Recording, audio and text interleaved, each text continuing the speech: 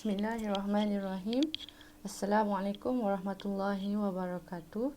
Alhamdulillahirrabbilalamin. Wassalatu wassalamu ala ashrafil anbiya'i wal mursalin wa ala alihi wa sahbihi ajma'in. Alhamdulillah, Ustazah nak teruskan pembelajaran subjek akhlak untuk tahun 4. Kita sekarang berada di pelajaran ke-6, sifat mazmumah. Okey, sifat mazmumah dalam topik ini ada 4 sifat. Sifat tamak, sifat bakhil, sifat taradud dan satu lagi mengumpat. Okey, untuk pembelajaran hari ini kita akan pergi kepada 2 sifat dahulu. Sebab kita tak nak terlalu terlalu banyaklah pembelajaran untuk hari ini. Pergi pada 2 sifat saja. Okey, sifat yang pertama. Okey, ni kita tengok hasil pembelajaran dulu. Hasil pembelajaran maksudnya objektif apa yang dicapai dalam pembelajaran tajuk sifat mazmumah ni lah. Okey, ada 1, 2, 3, 4, 5, 6 sifat, 6 objektif yang kita capai untuk baca. Okey, seterusnya kita pergi kepada unit 1 iaitu tamak. Sebelum masuk kepada sifat tamak, ada penjelasan tentang apa itu sifat mazmumah. Okey, sifat mazmumah maksud dia sifat yang tercela, keji dan hina. Secara ringkasnya, sifat-sifat yang tidak baik. Contohnya malas, kedekut, tidak membantu orang, ataupun tak nak mencari ilmu. Itu sifat yang tidak baiklah secara ringkasnya. Okey, kita pergi pada maksud sifat tamak. Okey, antum boleh tengok dekat situ. Ada saya tanda kat sini Sifat tamak. Apa sifat tamak? Berasa dengki, berasa tidak cukup dan dengan apa yang telah dimiliki. Sentiasa tak cukup. Tamak tu semua kita nak kan. Kita dah ada dah ni, tapi rasa kita macam perlu je yang tu kan. Tapi sebenarnya tak perlu pun, sebab ada rasa tamak tu lah yang kita rasa macam serba tak cukup tu. Okey, berasa tidak cukup dengan apa yang dimiliki. Okey, firman Allah, Auzubillahiminasyaitanirrajim, kalla innal insana layatgha ar-ra'ahu istaghna. Surah Al-Alaq ayat 6 hingga 7. Sesungguhnya manusia itu suka bertindak melanggar batas disebabkan ia mendapati dirinya serba cukup. Bila rasa serba cukup tu yang rasa macam semua benda kita nak kan. Maksudnya sebenarnya kita dah ada dah benda tu, tapi kita rasa tak cukup kan. Okey, sabda Rasulullah SAW yang bermaksud akhlak anak Adam itu, jika diberikan 2 lembah yang penuh dengan emas, nescaya ia akan meminta yang ketiga sebagai tambahan. Tu nak kata tamak tu. Okey, seterusnya tamak ada 2 jenis. Tamak yang pertama, tamak kepada harta benda. Tamak kepada harta benda orang lain.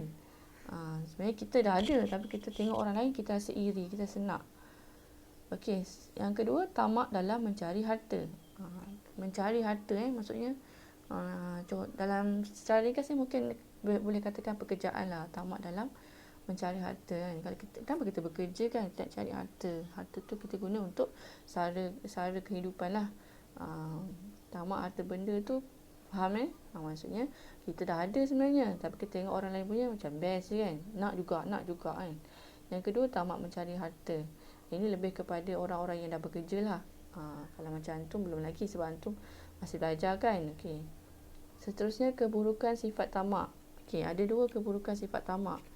Tamak memang tak bagus kan, jadi memang ada keburukan lah. Yang pertama, menyebabkan kemurkaan Allah. Allah akan marah. Yang kedua, menghilangkan rasa syukur dan qanaah. Qanaah tu kosakata yang antum kena tahu, iaitu berpada-pada. Contohlah kan, kalau kita beli, contoh sekarang Ramadan kan, kita akan ada Syawal, selalunya kita akan berbelanja lah. Itu dah macam adat. Tapi mungkin tak semua orang yang buat benda tu, sebilangan saja yang rasa macam bila raya beli baru. Sebenarnya tak raya pun sebenarnya raya tak semestinya kena beli baru kan. Pakai apa yang ada pun tak apa. Cuma kat sini boleh dikatakan kana'ah tu berpada-pada tu maksudnya taklah beli sampai 10 helai baju yang banyak kan. Baju baru. Contoh. Okey, tu maksudnya berpada-pada. 1-2 mungkin cukup lah tu. Beli juga kan. Okey, seterusnya cara mengatasi sifat tamak. Ada 6 kat sini. Ustazah ringkaskan. Yang pertama, bersederhana. Kita hidup secara sederhana. Yang kedua, yakin. Apa yang Allah bagi tu terbaik untuk kita. Jadi kita terimalah. Tak boleh kita tengok orang lain, kenapa aku tak dapat kan? Kenapa kita tak? Kenapa bukan kita yang dapat benda tu? Sebenarnya kita dah ada, dah cukup dah. Tapi kita rasa apa yang orang lain ada kita nak juga. Tu yang payah tu. Bahaya kan? Okey, yang ketiga, cara mengatasinya qanaah tu lah, berpada-pada. Yang keempat, kita kena tengok orang yang lebih susah daripada kita. Baru kita rasa bersyukur. Baru kita rasa kita dah ada dah benda tu. Kita rasa syukur. Yang kelima, selalu bersedekah. Sebab dengan sedekah tu kita akan kongsi rezeki yang kita ada. Bila kita berkongsi rezeki, Allah akan luaskan lagi rezeki kita. Yang keenam, menyedari bahawa mengumpulkan harta. Kita sifat tamak tu maksudnya okey, yang keenam ni maksudnya bahaya, menyedari bahaya mengumpulkan harta. Maksudnya macam ni, ada orang bekerja untuk kumpul lah tu. Simpan duit banyak-banyak dekat bank. Sebenarnya duit tu kita kena salurkan pada tempat yang betul. Belanja untuk anak yatim, bersedekah, menjaga makan pakai anak-anak, keluarga kan. Mungkin kalau abang kakak ada adik-adik yang perlu disara. Gunakanlah duit tu, jangan disimpan kan. Bukan istilah kumpul harta tu maksudnya macam simpan lah. Simpan tu boleh sikit, tapi taklah semua harta tu kita simpan. Kumpul harta tu macam kumpul untuk satu masa yang kita tak tahu pun bila. Lebih baik kita guna untuk perkara yang baik. Okey. Sabda Rasulullah SAW yang bermaksud, telah rosak binasalah orang yang mengumpulkan harta kekayaan, kecuali orang yang membelanjakan kepada hamba-hamba Allah, yakni orang yang berhajat kepadanya begini dan begini, menunjukkan kadarnya. Dan orang yang seumpama ini adalah sedikit sekali. Yang sangat bagus kita membelanjakan harta untuk orang-orang yang memerlukan. Contoh sekarang lah waktu PKP, mungkin ada orang yang tak ada sumber pendapatan, ataupun mungkin sebelum ni dia berniaga, tapi disebabkan keadaan sekarang ni yang menyebabkan kita kena hadkan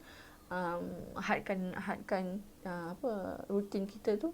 Jadi mungkin ada golongan-golongan terjejas yang memerlukan bantuan kita kan.